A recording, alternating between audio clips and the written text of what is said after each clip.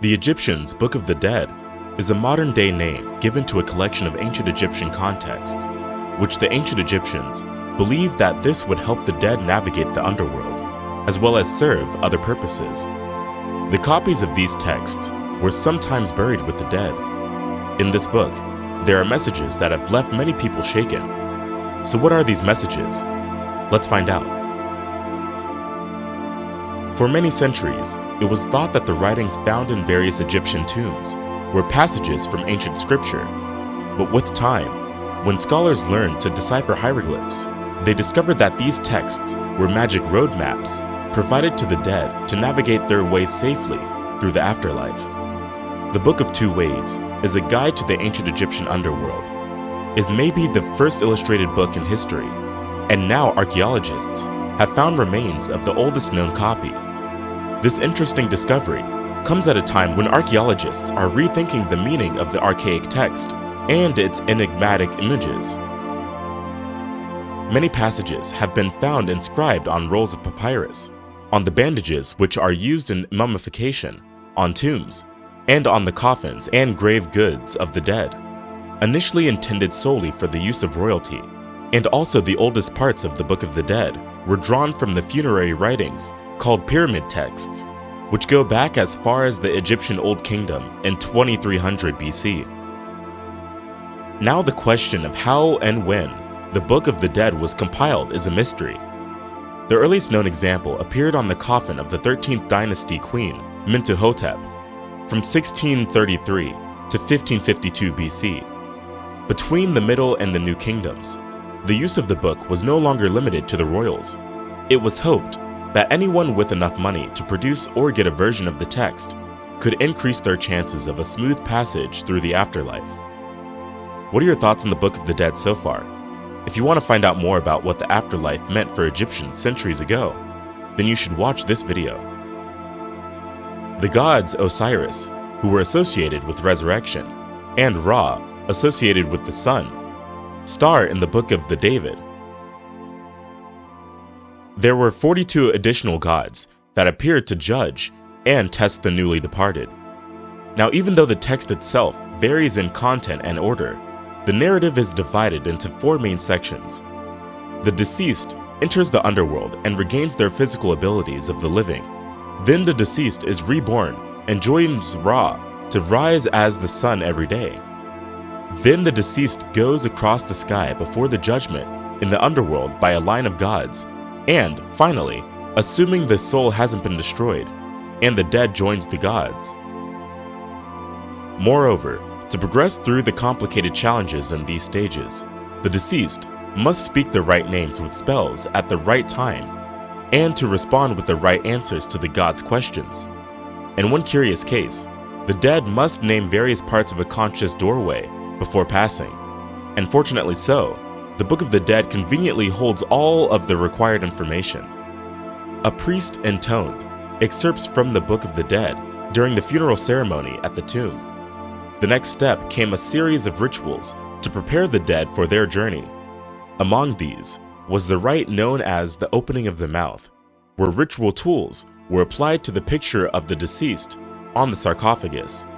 It was believed this ceremony reactivated the senses of the dead body.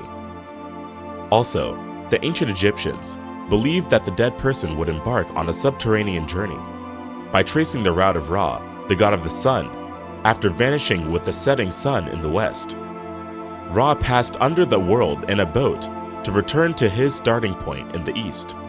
And during this journey, the dead, who go on Ra's boat, would have to confront wild creatures, barring the way to their new life.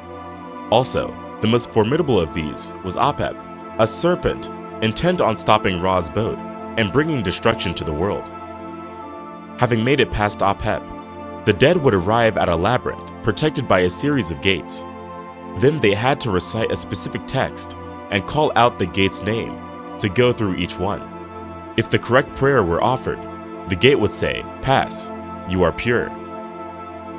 Then, after the labyrinth, the next stop of the dead was the Hall of Two Truths, where the deceased would be judged by a panel of 42 judges, ruled over by the god of the underworld, Osiris.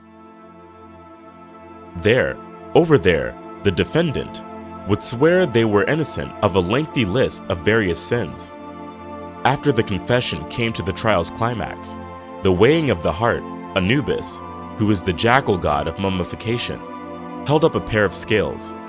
In one dish sat an ostrich feather, which is worn by the goddess of justice, Mat, as a symbol of truth. And in the other dish was the dead person's heart, which embodies the actions carried out in their lifetime. So, if the feather and the heart balanced the scales, the deceased person would pass the test. Those whose hearts weighed too much were said to be impure and sent to various horrific fates.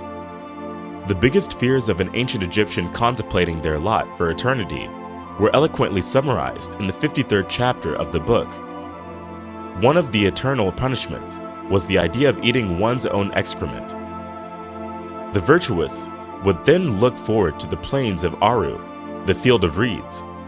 Unlike the world they would leave behind, this happy land of the dead abounded with mountains, rivers, and lush fertile fields, where barley would grow up to 5 cubits high.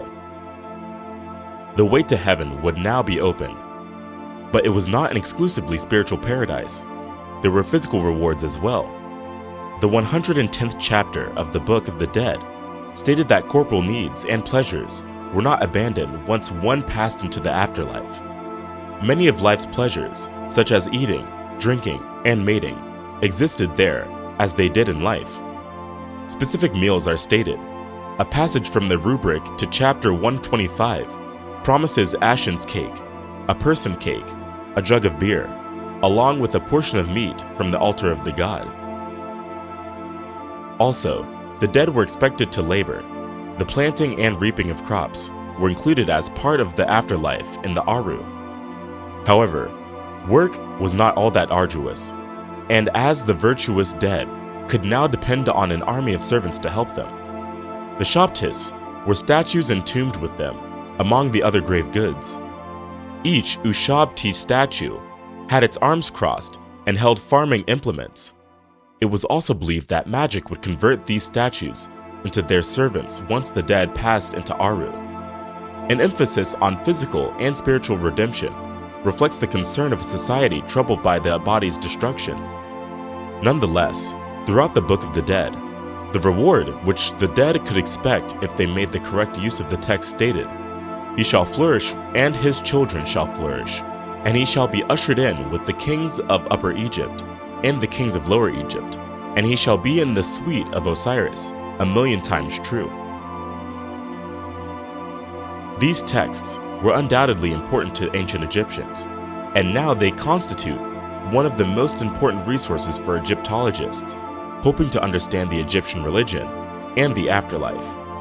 In addition to explicitly describing the afterlife and the roles of the gods, the Book of the Dead gives knowledge about important concepts such as the Ka and Ba, aspects of the soul believed to live on after death. The Ka needed a physical form to return to existence, so the Book of the Dead helps us understand the importance of the well-known Egyptian practice of mummification. Just like that, the Book of the Dead also contains spells for preserving specific parts of the body, and the spell for the opening of the mouth ceremony, which is a ritual performed before the mummy was sealed in its tomb, usually depicted in tomb decoration. The Book of the Dead tells us the central aspects of the ancient Egyptians' belief system. Just like many topics in Egyptology, theories are constantly changing with time, growing and adapting with every new translation of this text. What are your thoughts on this? Let us know in the comment section down below.